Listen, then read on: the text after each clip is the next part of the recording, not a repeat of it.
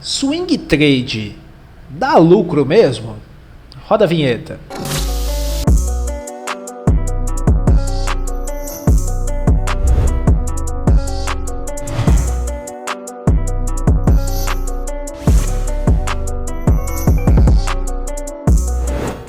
Olá, tudo bem? Seja muito bem-vindo aqui ao canal da Bitrader, é uma honra ter você aqui. Hoje nós vamos falar desse tema, deste modelo operacional, se efetivamente ele dá lucro ou não dá, se é bom ou se não é bom fazer. Eu vou compartilhar a minha tela daqui a pouquinho para te dar alguns exemplos para ver se faz sentido a você. Logo de cara, eu quero aqui te convidar para se inscrever no canal, ativar as notificações e deixar o seu like aqui, porque você é gente boa, você vai ajudar muito o canal e a gente consegue saber se você está curtindo as informações que a gente posta aqui também.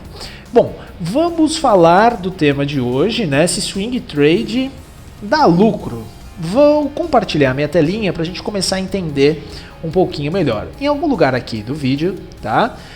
E também no canal você vai encontrar uma aula falando o que é swing trade para você assimilar melhor o que eu vou falar para você. Show de bola? Deixa eu compartilhar a minha telinha para a gente começar as explicações. Então, bora lá, galerinha. Eu não sei se você teve a oportunidade de ver alguns vídeos que nós estamos postando aqui no canal sobre swing trade e se de repente é interessante ou não fazer este modelo operacional. O que eu geralmente busco no meu operacional de swing trade? Geralmente eu busco, né, um percentual, um risco-retorno bem conservador, dentro de uma metodologia, dentro de diversos indicadores que eu utilizo no mercado. Tá? Eu almejo, quando tem um operacional, buscar 1%. Essa é a minha média aí de swing trade. 1% é onde, dependendo do trade, pode ser um pouquinho menos, ou também pode, em algumas ocasiões, potencializar um ganho expressivo, dependendo de todo um cenário que aquela companhia, né, que aquela situação está passando. Então, eu quero te dar aqui alguns exemplos para você entender um pouquinho da porcentagem e a gente começar a fazer um pouquinho de conta. Justamente deixando muito bem claro que a gente trabalha com renda variável e o preço, obviamente, ele vai variar. Então, nem toda a parte operacional a gente acerta. Grande parte sim e outras partes não. Por isso que os stops, o gerenciamento de risco, ele é muito importante. Então a gente sempre vê um cenário macro, a gente nunca vê o resultado do dia, a gente sempre preza pelo resultado do mês. Show de bola? Eu quero te dar alguns exemplos aqui de alguns swing trades que eu acabei fazendo. Ao longo dos dias a gente vem compartilhando aqui no canal. Para você ter um pouquinho de noção, a gente começa a fazer um pouquinho de conta de matemática aqui.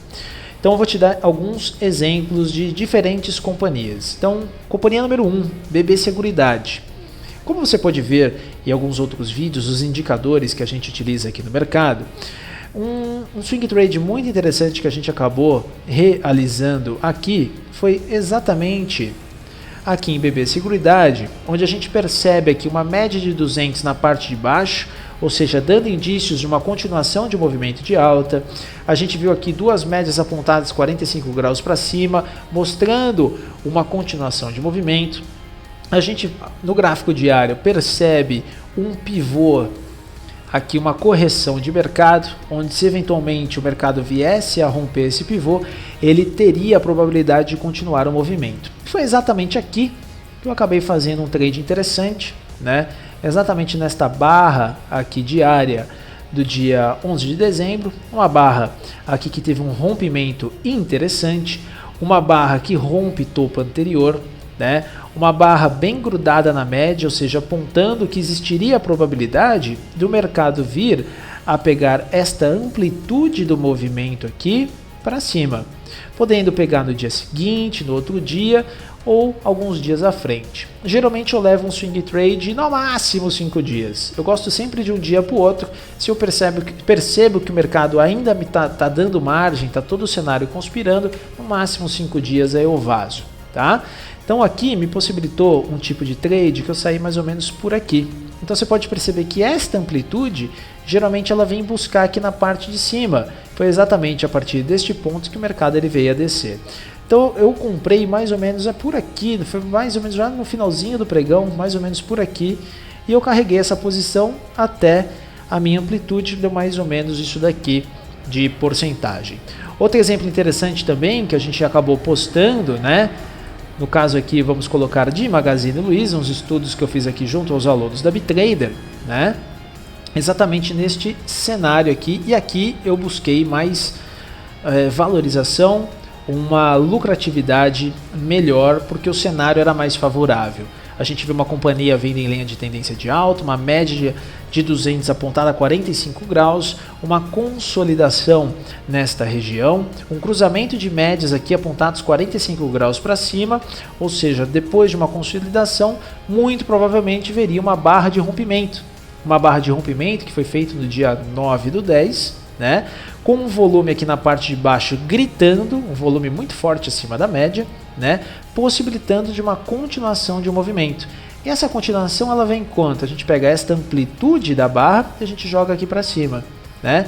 Então, ao término quase do pregão, entrei comprado aqui, almejando buscar essa amplitude, porque é uma barra muito forte compradora, possibilitando pegar aqui uma boa lucratividade, tá? Então a gente vai enxergando oportunidades no mercado. Marquinho, é todo dia que acontece isso? Obviamente que não.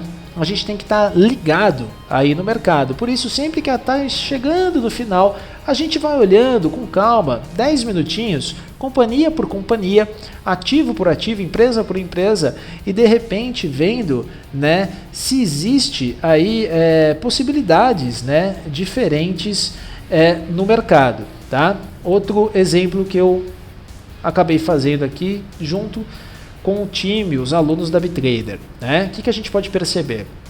A gente pode perceber aqui um mercado que ele acabou fazendo um pullback de mercado, ele fez um pivô, né? Aqui deu uma oportunidade interessante, nós estávamos de repente esperando que o mercado continuasse um movimento de queda, mas grande parte foi surpreendido aqui exatamente com essa barra que foi feita aqui, ó, uma barra dia 5 de novembro de 2020, uma barra, né, onde a gente percebeu um volume acima da média, entrando bastante fluxo comprador, uma barra que permitiu aqui romper topo anterior, né, permitindo um rompimento de topo anterior, e no finalzinho do pregão, exatamente aqui possibilitando uma ordem de compra, porque aqui que a gente estava imaginando pegar esta amplitude do movimento aqui para cima. Foi a partir mais ou menos desse ponto que o mercado, não precisa ser aquela coisa milimétrica, né? Mas foi mais ou menos aqui que o mercado ele deu aquela enroscada. Então deu mais ou menos aqui uma porcentagem interessante também, se a gente for pegar daqui, né? Isso, exatamente. Lembrando que eu carrego o máximo 5 dias, você veja que está bem arriscado aí, não está correndo do jeito que eu queria, aí eu já encerro a posição, tá? Se eu vejo que possibilita ainda a entrada, eu continuo, né? Marquinho, pergunta, eu já entendo um pouquinho de gráfico, mas eu percebi que o dia seguinte o mercado, ele abriu bem próximo do seu ponto de entrada. Estava bem próximo do meu gerenciamento de risco, para mim estava ok, para mim estava praticamente quase no 0 a 0, mas esse padrão aqui, né, conhecido como gift do mercado, é um padrão de continuação. Então isso daqui eu tive a estratégia, né, dentro do meu operacional, que isso aqui possibilitaria numa continuação de movimento, por isso que eu continuei aqui no operacional. Então a gente tem diversos exemplos, né, que a gente pode fazer dia a dia, né? Deixa eu pegar outros aqui, deixa eu ver se eu consigo pegar aqui. É um Banco do Brasil aqui. Obviamente, galera, que como eu deixei muito bem claro, não é todo dia que tem, tá? Não é todo dia que tem mercado. Peguei alguns exemplos aleatórios aqui, para de repente a gente vê se a gente acha algumas oportunidades. Aqui, esse vídeo está sendo feito dia 28 de janeiro, né? Então é interessante a gente observar se teve, de repente, algumas companhias que chegou a dar swing trade. Confesso a você que não é toda hora que tem entrada, tá? Mas para quem não tem tempo, para quem gosta de olhar pregão aí, né, é uma modalidade extremamente interessante. Ó, outro exemplo. O que a gente acaba percebendo aqui? Itaú. Itaú, nessa ocasião, o Itaú ele faz um pullback, ele faz um pivô nesse sentido. No dia seguinte, o que a gente percebe? Essa barrinha aqui, que foi a barrinha do dia 9 de novembro, ela abre e fecha acima do topo anterior. Opa, do topo anterior, certo? Isso aqui a gente já considera como um rompimento de mercado.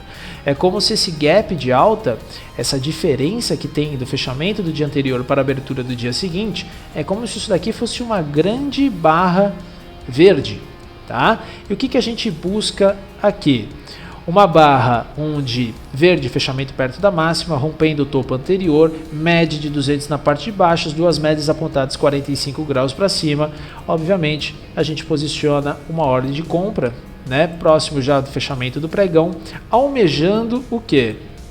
Buscar esta amplitude da barra aqui para cima. Onde que o mercado freia? Exatamente aqui. Foi a partir desse momento que o mercado começou a descer, possibilitando também um lucro interessante.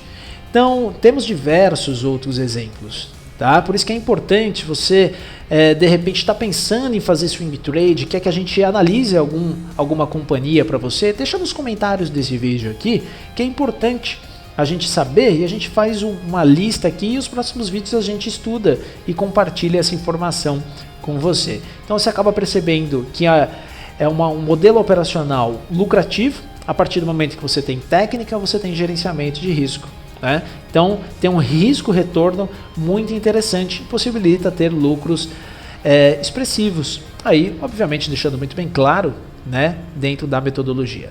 Show de bola, galera? Te vejo no próximo vídeo. Um abraço.